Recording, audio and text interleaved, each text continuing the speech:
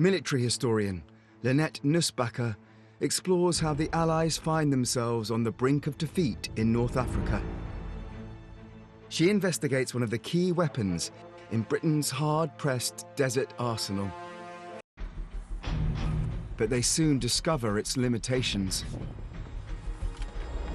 This is possibly the most claustrophobic place I've ever been. There is no space in here. There's somebody's feet right behind my head. That's the commander. Just over there, there's the loader. They're pulling ammunition off racks right behind my left ear. Imagine being in this little sardine can. It's 40 degrees outside. It's dusty. It's filled with fumes from the engine, fumes from the gun, and somebody's shooting at you. This is a little slice of hell on Earth.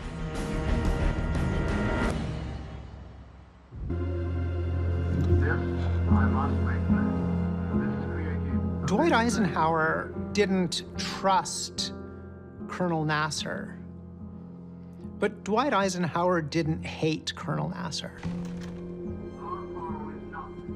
Britain viewed America in the 1950s as a bit of a sugar daddy. America would always be there with bags of cash and would not expect much in return. America shouldn't tell Britain what to do. America should just keep on writing checks. It's possible to go on arguing who was the aggressor. Anthony Eden wants America to back his war, but Eisenhower is fighting an election, and American presidents don't get reelected because they sent American boys overseas to die in foreigners' wars.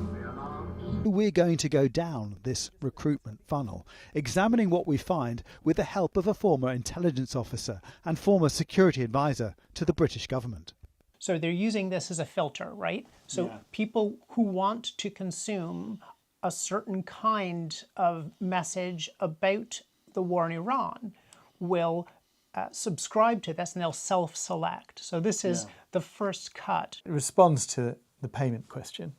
Travel expenses and payment for the work you do. So this is transaction. This is a gig economy transaction, isn't it?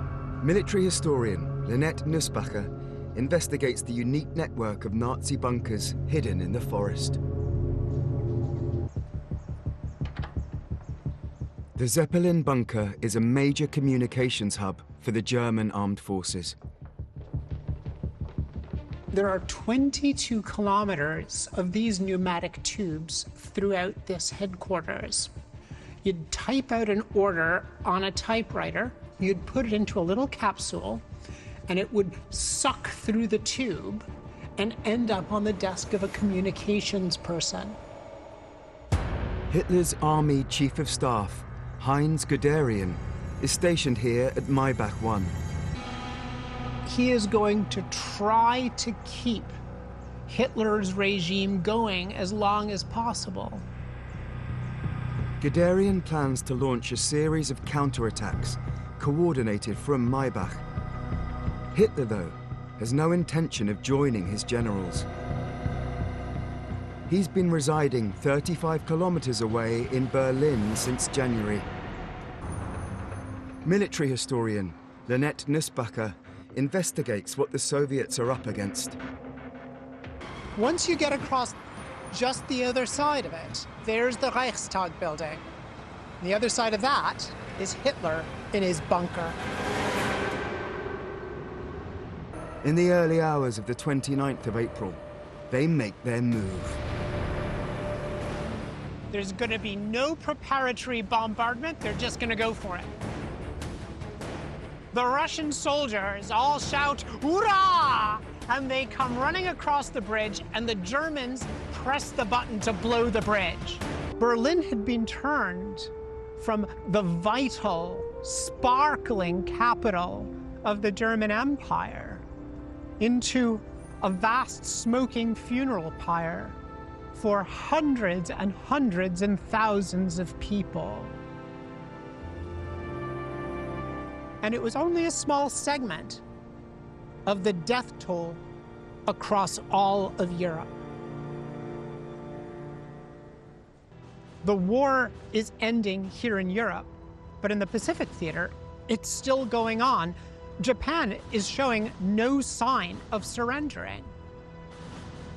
In only a few months, the war will be ended by nuclear weapons developed from theories that began right here in Berlin. The bloody battle for Berlin marks the end of Nazi Germany, but the rise of another kind of oppression, this time from Moscow, as the balance of power in Europe shifts once again.